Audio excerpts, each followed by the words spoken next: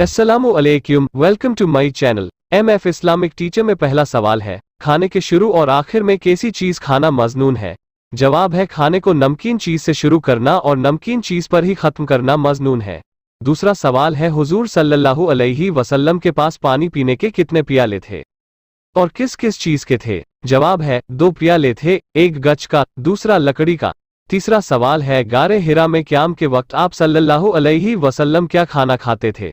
जवाब है, गारे हिरा में आप सल्लल्लाहु अलैहि वसल्लम सत्तू और पानी तनावुल फरमाते थे। चौथा सवाल है, आप सल्लल्लाहु अलैहि वसल्लम के पास कितने घोड़े थे।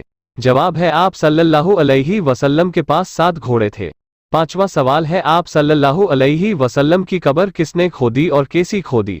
जवाब है, हजरत अबू तलहा ने आपकी बगली कब्र खोदी।